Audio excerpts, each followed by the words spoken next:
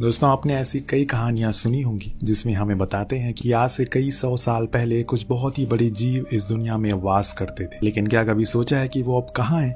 क्या अभी भी वो जिंदा है? आइए जानते हैं। 1944 दूसरा विश्व युद्ध खत्म होने वाला है, पर अभी भी कुछ जहाज हैं जो आसमान में उड़ रहे हैं, जिसमें से 2 आकर गिरते हैं एक आइलैंड पर जो कि साउथ पैसिफिक ओशियन के एकदम बीच में है। दोनों ही पायलट एक दूसरे से हवा में लड़ाई कर रहे थे, लेकिन अब जमीन पर भी वो लड़ने लगते हैं कि तभी उन्हें कुछ ऐसा दिखाई देता है। जो कुछ भी साइज में था वो बहुत ही ज्यादा बड़ा था और बूम, यहीं से सीन कट होता। और अब वो क्या था और इनके साथ क्या हुआ हमें आगे पता लगेगा। के लिए बने रहिए वीडियो में। अब आते हैं 1971 में। व्हाइट हाउस के बाहर लोग प्रदर्शन कर रहे हैं। उसी में से हम 2 आदमियों को देखते हैं जो कि एक मिनिस्टर से मिलने के लिए आए, क्योंकि उन्हें अपने प्रोडक्शन के लिए फंडिंग चाहिए। इनके नाम होते हैं बिल और हॉस्टन। दोनों की बातें सुनने के बाद मिनिस्टर उन्हें मना कर देते हैं। असल में इन दोनों का मानना था कि इन्होंने एक ऐसा आइलैंड ढूंढा है जहां पर कुछ ऐसे जीव जंतु हैं और कुछ ऐसी चीजें हैं जिन्हें पाकर हम अपनी कंट्री की इकोनॉमी को और बूम कर सकते हैं, पर वो फिर भी मना कर देते हैं। लेकिन यहाँ बिल जानता है कि अगर वो ये कहेगा तो वो जरूर मानेंगे। वो कह ही देता है कि सर, कल मैंने न्यूज में पढ़ा है कि रशियन आर्मी को भी इस आइलैंड के बारे में खबर लग चुकी है और अगर हम जल्दी नहीं गए तो वो वहां पहुंच जाएंगे। फिर क्या था, बिल को तुरंत ही परमिशन मिल जाती है, जिसके बाद वो अपनी टीम बनाने लगता है जिसमें उसे कुछ होशियार और स्ट्रांग लोगों की जरूरत पड़ने वाली है, क्योंकि ये कोई बच्चों का खेल नहीं है। इसीलिए वो आर्मी कमांडर पैकर्ड को बुलाता है, सब कुछ बताता है उन्हें, जो अपने कुछ सबसे हाईली ट्रेन सोल्जर की टीम को बनाते हैं। वहीं हॉस्टन जेम्स को कॉल करता है जो कि एक गाइड का काम करेगा, और मेसन जो कि एक फोटोग्राफर है, वो उनके लिए एविडेंस बनाएगी। अब सभी को ब्रीफिंग के लिए बुलाया जाता है और समझाया जाता है कि वो लोग सब साथ में आगे बढ़ेंगे। हर एक छोटी से छोटी चीज को बहुत ही बारीकी से चेक करेंगे। अगर कुछ भी उन्हें मिलेगा तो वो उसे सबसे पहले बिल को दिखाएंगे। दिन अगले दिन ये लोग उस आइलैंड के लिए निकल पड़ते हैं, जहां पर ये कुछ चॉपर से जाएंगे। पर इनके सामने एक मुसीबत थी, जो था एक विशाल तूफान जो इनका रास्ता रोके खड़ा था। अगर इनमें से कोई भी अंदर गया तो मारा जाएगा, पर उसके अलावा कोई और ऑप्शन भी तो नहीं है। इसीलिए बिल फैसला करता है कि वो जाएंगे। इसके बाद सभी चॉपर उसके अंदर घुसते हैं, पर शायद इन्होंने ये गलत फैसला ले लिया, क्योंकि वो बिजली इनके चॉपर के ऊपर ही गिर रही थी, जिसके कारण कुछ तो प्लेन क्रैश हो जाते, जिसके कारण कुछ चॉपर क्रैश हो जाते, फिर कुछ उस तूफान को पार कर डालते हैं। और तब इनके सामने आता है वो खूबसूरत आइलैंड जहां पर आज तक कोई नहीं गया। अगर कोई गया भी है तो कभी जिंदा नहीं लौटा। हॉस्टन की टीम सबसे पहले लैंड करती है। दरअसल उसकी थ्योरी के हिसाब से इस आइलैंड के नीचे बड़ी नदियां बह रही है, जिनके अंदर कई फुट गहरे गड्ढे हैं, जिसमें वो विशाल जीव रहते हैं। और उन्हीं गड्ढों में सोने और चांदी के कई सारे महल भी बने, जो किसी जमाने में यहाँ पर रहने वाले लोगों के हुआ करते थे। अगर हम लोग इस पूरे आइलैंड को हिलाकर एक भूकंप लाएं तो हम उन गड्ढों तक पहुंच सकते हैं। अब ये आइडिया बिल को ठीक लगता है, इसीलिए वो पैकर्ड से कहकर पूरे आइलैंड के ऊपर बम गिरवाना शुरू करता है, जिससे कि जितनी भी जीव जंतु सब परेशान हो जाते। लाखों की तादाद में पेड़ बर्बाद हो रहे थे और कुछ पशु पक्षी मारे भी जाते हैं, पर इन्हें ये करना ही था ताकि ये भूकंप ला सके, जो आ भी जाता है पर किसी और चीज का। जब उस चीज को पैकर्ड खुद के सामने देखता है तो उसकी आंखें खुली की खुली रह जाती है। दरअसल वो एक्स्ट्रा लार्ज चिंपैंजी था, जिसका साइज बुर्ज खलीफे से भी बड़ा था। सभी उसके ऊपर शूट करने लगते हैं, जिससे वो बहुत ज्यादा डिस्टर्ब हो जाता है और इनके जितने भी चॉपर्स होते हैं उन सभी को बीच से खिलौने की तरह अलग कर देता है। इसमें काफी सारे सोल्जर भी मारे जाते हैं, कुछ क्रैश होते हैं, जिसमें जेम्स के साथ वाले भी कुछ और थे, उधर पैकेट के साथ वाले भी। दोनों ही टीम अलग हो चुकी है, पर अभी सभी परेशान थे, क्योंकि उन्हें जो कुछ बताया गया था यहाँ पर ऐसा कुछ नहीं है। इस सवाल को ढूंढने के लिए पैकेट बिल के पास जाता है और उसे बंदूक की नोक पर लेकर पूछता है कि वो सच सच बताए कि वो आखिर यहाँ पर क्या ढूंढने के लिए आए। तब यहाँ बिल उससे कहता है, दरअसल जिस पृथ्वी पर हम सालों से रह रहे वो कभी हमारी थी ही नहीं, वो इन्हीं लोगों की थी जिसे हमने कुछ देर पहले देखा है। जब इंसान बढ़ने लगे तो ये सभी वहां से दूर हो गए और अपने अपने घर छोड़ दिए इन्होंने। इनके साथ भी कुछ लोग यहाँ पर आए जिन्होंने इन्हें पाला। सही सुना आपने, इन्हें किसी ने पाला था जो उस समय की दुनिया के सबसे अमीर लोग थे। उनकी पूरी संपत्ति यही किसी नदी के नीचे दफन है, इसीलिए अब ये सभी फिर से अपने घर वापस आ रहे हैं। और अगर हमने इन्हें नहीं रोका तो सब कुछ, पूरी दुनिया खत्म हो जाएगी। हमें इन्हें कंट्रोल करना होगा। अगर हमारी किस्मत अच्छी हुई तो जब हम यहाँ से लौटेंगे तो दुनिया के सबसे अमीर आदमी होंगे। वहीं दूसरी ओर हम जेम्स की टीम को देखते हैं जो इनसे बिछड़ चुके।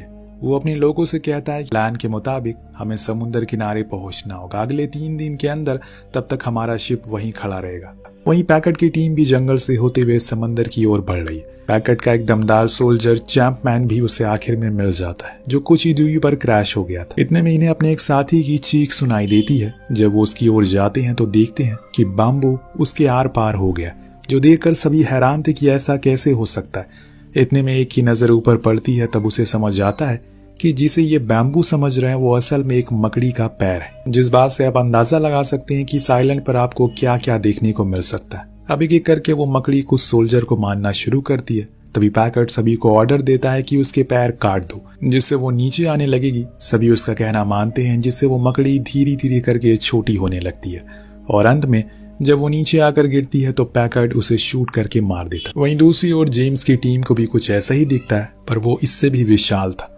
वो तो जब नदी के किनारे से आगे की ओर बढ़ रहे थे तो उन लोगों को उसी नदी से बाहर आते हुए एक बुफैलो दिखता है, जिसका आकार किसी फुटबॉल स्टेडियम जितना था। सभी उसको देखकर बंदूक उठा लेते हैं, लेकिन जेम्स को पता है कि ये करके वो उसे गुस्सा दिलाएंगे और इसीलिए वो किसी को भी शूट ना करने को कहता है, जिससे वो चुपचाप वहां से चला जाता है बिना कुछ किए। ये लोग वहां से और अंदर जाते हैं, जहां पर उन्हें कुछ घर दिखते हैं, जिसके बस दीवारें ही बची रह गई थी, लेकिन वो सभी सोने की थी, जो देखकर मेसन फौरन उनकी फोटो खींचता है। लेकिन तभी उन लोगों को चारों ओर से कोई घेर लेता है। ये शायद यहाँ पर रहने वाले कबीले के लोग थे, जिन्होंने सिर्फ एक ही पैंट पहनी हुई थी जिस पर गोल्ड प्लेटिंग थी। सभी बहुत डर गए, पर इतने में उनके बीच एक हैंक नाम का बंदा आता है, जो उन कबीले वालों से अलग था क्योंकि उसने आज के जमाने के कपड़े पहने थे। वो खुद को हैंक करके इंट्रोड्यूस करवाता है। ये असल में वही अमेरिकन पायलट है जो आज से तकरीबन 28 साल पहले क्रैश हुआ था एक जापानीज पायलट के साथ। वो तो मर गया, लेकिन हैंक अभी भी जिंदा है और इन्हीं लोगों के साथ रहने लग गया। वो जेम्स की टीम को बताता है कि ये लोग तुम्हें कुछ नहीं करेंगे, तुम्हें डरने की जरूरत नहीं है। इधर पैकेट का एक सोल्जर उनसे बिछड़ गया। उस क्रैश के दौरान काफी थक जाने के कारण वो नदी किनारे पानी पीने जाते, लेकिन तभी वहां पर वो चिंपैंजी आ जाता है, जिनसे इन लोगों पर हमला किया था। वो भी पानी पीने के लिए आया था कि तभी उसे एक बड़ा ऑक्टोपस दिख गया था, जिसने उसे बड़ी ही बेरहमी से मार दिया और फिर उसे खा गया। जो कुछ भी बच गया उसे पैक करके घर ले गया कल के लिए।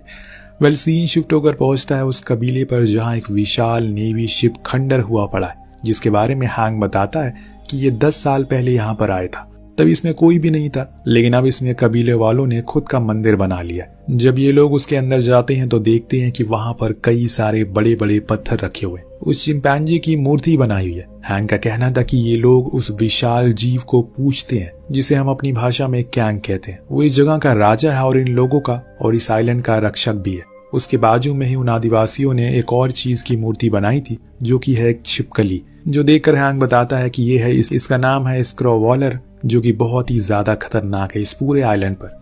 वो किसी को भी नहीं बख्शती। इसने ही मेरे दोस्त को भी मार दिया और कैंग के पूरे परिवार को भी इसने ही खत्म किया। वो अपनी पीढ़ी का आखिरी है। जब तुम लोगों ने यहाँ पर बम गिराया तो वो छिपकली फिर से बाहर आ गई, लेकिन कैंग ने उन सभी को मार दिया, वरना वो तुम सभी को खाकर खत्म कर देती। मेसन पूछती है कि अगर वो इतना ही अच्छा है तो हम पर हमला क्यों किया। तो वो बताता है कि अगर तुम्हारे घर पर कोई हमला करेगा तो तुम क्या करोगे। जो तुम करोगे उसने भी वही किया, अपनी हिफाजत। इतनी ही देर में बातें करने के बाद उन आदिवासियों ने एक भी शब्द नहीं कहा, जो देखकर जेम्स थोड़ी हैरानी में था कि ऐसा क्यों है। तो हैंक फिर से बताता है कि ये सभी ने सालों से मौन व्रत रखा है अपनी देवता की लंबी उम्र के लिए। यहाँ हैंक इन लोगों से पूछता है कि आखिर वो कहाँ जा रहे हैं और यहाँ किसके लिए आए। तो वो बताता है कि हम लोग यहाँ पर इन्हीं जीवों पर रिसर्च करने आए और हमारे सारे संसाधन क्रैश हो गए या फिर टूट गए, इसीलिए अब हम इस आइलैंड की ओर जा रहे हैं जहाँ हमारा शिप है, पर हमारे पास सिर्फ 3 दिन है। तो हैंक कहता है कि 3 दिन में तो वहां पहुंच पाना मुश्किल है, पर हाँ मेरे पास एक बोट है, अगर तुम उसको ठीक कर दो तो हम वहां पहुंच सकते हैं। लेकिन जब ये सभी उस बोट को देखते हैं तो वो कुछ ज्यादा ही खस्ता हालत में थी। उधर मेसन उन कबीले वालों की फोटोज को खींच रही थी। उन्होंने कैमरा जैसी चीज को पहली बार देखा था तो उनके लिए बहुत ही अजीब और नया था। इसी बीच मेसन को किसी की रोने की आवाज आती है। दरअसल वहां से कुछ ही दूरी पर एक चॉपर के नीचे बुफैलो का बच्चा फंसा हुआ था। हालांकि मेसन बहुत कोशिश करती है कि उसको निकाल सके, पर ऐसा हो नहीं पाता। लेकिन तभी कैंग आकर उसे फ्री कर देता और वहां से चुपचाप चला जाता है। लेकिन उसकी आंखों में गुस्सा था। तब मेसन को समझ आता है कि हैंक सही कह रहा है, हमने उसके घर को बर्बाद कर दिया। अब इधर जिस सोल्जर ने कैंग को पानी पीते हुए देखा था वो भागते हुए जंगल के अंदर गया, जहां वो अपने साथियों से बार बार जुड़ने की कोशिश करता। एक पेड़ की टहनी पर बैठकर, पर वो इस बात से अनजान था कि वो पेड़ नहीं बल्कि एक गिरगिट है जो उस पर हमला कर देती है। लेकिन तभी वहां वो खतरनाक छिपकली आती है जो दोनों को ही खाकर खत्म कर देती है। यानी कि वो बाहर आ चुकी है अब इनके लिए, और कैंग दोनों के लिए खतरा मंडरा रहा है। देखते हैं कि आगे क्या होता है। फिलहाल वहां पैकेट की टीम अब उस सोने की तलाश में है, क्योंकि बिल ने उन्हें ढेर सारा लालच जो दे दिया। उस सोने को पाने के लिए वो अब किसी भी हद तक गिर सकते, जो उन्होंने शुरुआत में दिखा भी दिया। सभी ने मिलकर उस बोट को बना लिया, यानी कि अब इन्हें यहाँ से अलविदा लेना होगा। हैंक काफी भावुक हो जाता है क्योंकि इन लोगों ने उसका बहुत ख्याल रखा, लेकिन अब उसके जाने का समय आ गया है, इसीलिए वो सभी को अलविदा कहता है। फिर आइलैंड की दूसरी दिशा की ओर आ जाता है, जो जगह सिर्फ खतरनाक जानवरों के लिए है। इसीलिए उन कबीले वालों ने बीच में बांध बनाया हुआ है ताकि कोई भी यहाँ तक ना आए। खैर ये लोग बोट से उन बेहतरीन नज़ारों का लुत्फ उठाते हुए आगे बढ़ रहे थे। इनका दूसरी टीम से कनेक्ट भी हो जाता है, और इसी बीच इतने में एक विशाल चमगादड़ इनके एक आदमी को उठा कर ले जाता है। आसमान में उसके शरीर के 4 टुकड़े करके बांट लेते। सभी ये मंजर देखकर हैरान थे, ज्यादा डर जाते। लेकिन अब इन्हें कुछ देर रुकना होगा क्योंकि इन्हें अब अपनी टीम से भी मिलना है, जो कि थोड़े अंदर जाने पर मिल जाती है। सभी बहुत खुश थे। साथ आकर अब ये डिसाइड करते हैं कि वो ईस्ट की ओर जाएंगे, लेकिन पैकेट को वेस्ट की ओर जाना था क्योंकि उसका एक साथी का चॉपर वहीं क्रैश हुआ। लेकिन हैंक उन्हें वहां जाने से मना करता है क्योंकि वो इलाका छिपकलियों का है। लेकिन पैकेट जेम्स से कहता है कि तुम्हारा काम हमें रास्ता दिखाना है, उन लोगों को ढूंढना है जो खो चुके हैं। इसीलिए जेम्स को उसकी बात माननी पड़ती है और वो सभी वेस्ट की ओर निकल जाते हैं, जहां पर उन्हें एक कंकालों की घाटी मिलती है, जिसके बारे में हैंक बताता है कि ये कैंग के परिवार का कब्रिस्तान है। इसे देखकर आप आइडिया लगा सकते हैं कि वो छिपकली कितनी खतरनाक है। इन्हें उसकी कब्रिस्तान में होकर गुजरना होता है, लेकिन इन लोगों को जरा भी अंदाजा नहीं है कि यहाँ पर क्या होने वाला है। कुछ ही देर के अंदर इनके ऊपर वो बड़ी वाली छिपकली हमला करती है, सभी को मारना शुरू करती है। वो मुसीबत कम थी कि वो चमगादड़ भी यहाँ आ चुके थे। अब सभी परेशान इधर उधर भागना शुरू करते हैं। मेसन जेम्स के साथ कवर लेकर छुप जाती है, तो वहीं पैकेट के लोग लगातार फायरिंग कर रहे थे। इतने में एक सोल्जर फायर फ्लेम से उस छिपकली की पूरी तरीके से जलाकर मार देता है, जिससे कि इनकी जान बच जाती है।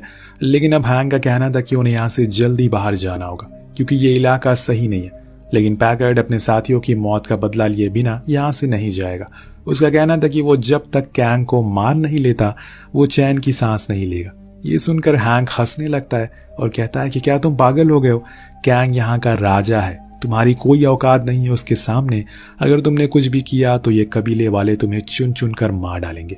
उनके लिए वो एक देवता है।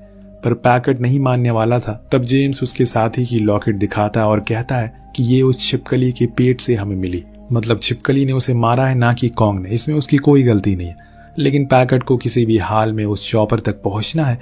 पर अब जेम्स उसके ऑर्डर नहीं मानता कि तुम्हें अगर वहां जाना है तो जा सकते हो, लेकिन मैं अब अपने लोगों के साथ ईस्ट की ओर जा रहा हूँ जहां हमारा शिप है, तुम सीधा वहीं आ जाना। अब दोनों टीम अलग अलग हो जाती हैं और अपने अपने रास्ते की ओर निकल पड़ती हैं। कुछ समय के बाद उन्हें वो चॉपर मिलता है जिसके अंदर असला बारूद था।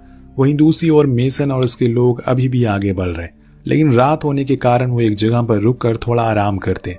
तो जेम्स मेसन को लेकर एक चट्टान पर जाता है ताकि वहां से देख सके कि अभी वो कितनी दूर है। तभी वहां पर कैंग आता है जिसकी आंखों में आंसू थे, जिसको देखकर मेसन उसकी चोटों को महसूस करती है और वो तकलीफ में है क्योंकि उन लोगों ने उसके घर पर हमला किया जिसमें कई सारे जानवर मारे गए। जेम्स को भी समझ आता है कि वो ऐसा नहीं है जैसा उन्होंने उसे समझा था, वो तो एक शांतिपूर्व किस्म का जीव है।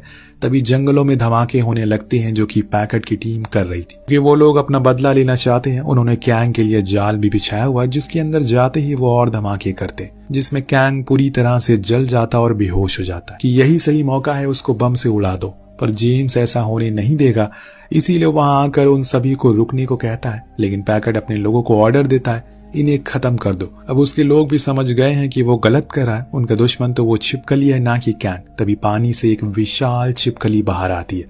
वो पैकेट पर हमला करने वाली थी जिसके हाथ में रिमोट था, जिसे वो कैंग को मारने वाला था। लेकिन उसी बीच कैंग उठ जाता है और उसे पकड़ लेता है, जिसे पैकेट की जान बच जाती है और दोनों के बीच में घमासान युद्ध छिड़ जाता है। इसी दौरान ये लोग बोट के पास भागने लगते हैं। अब उजाला भी हो चुका है, लेकिन वो छिपकली अब इनके पीछे पड़ चुकी है। लेकिन एक बार फिर से कैंग वहां आ जाता है। वही मेसन चट्टान पर चढ़कर फ्लेयर चला देती ताकि अगर उसके शिप यहीं कहीं आसपास हो तो वो लोग उसे देख ले। उधर उन दोनों के बीच में लड़ाई चल रही थी, एक ऐसी लड़ाई जिससे जमीन भी कांप जाए। पर ये क्या, कैंग एक जंजीर में अटक गया है जिसका फायदा उठाकर अब वो इन लोगों पर वार करने लगी। लेकिन इतनी आसानी से नहीं, क्योंकि कैंग उस पूरी जंजीर को ही तोड़ देता और उसमें लगे ब्लेड से उस छिपकली पर वार करता और तभी मेसन पानी में गिर जाती है। वो डूब रही थी लेकिन कैंग उसे बचा लेता है और अपनी मुट्ठी में बांध देता है, पर उसी हाथ को वो छिपकली अपने मुंह में दबोच लेती है। तो कैंग उसकी पूरी जबान ही बाहर निकाल लेता और यहाँ हम कैंग की असली ताकत देख पाते। उसने साबित कर दिया कि वो ही इस आइलैंड का राजा है। उसने फाइनली उस छिपकली को मौत के घाट उतार दिया। लेकिन मेसन होश में नहीं आ रही थी, जो देखकर कैंग मायूस हो जाता और चुपचाप वहां से चला जाता। उधर मेसन अभी भी जिंदा थी, अभी कैंग को जाते हुए देख रहे थे, जिसके बाद ये लोग अपने घर लौट आते। यहाँ में दिखाया जाता है कि हैंक जो पूरे 35 साल बाद अपने घर वापस लौट रहा है। सभी ने तो उसे मरा हुआ समझ लिया था, लेकिन आज उसे अपने सामने खड़ा हुआ देखकर सभी लोग बहुत खुश थे और गले से लगा लेते हैं।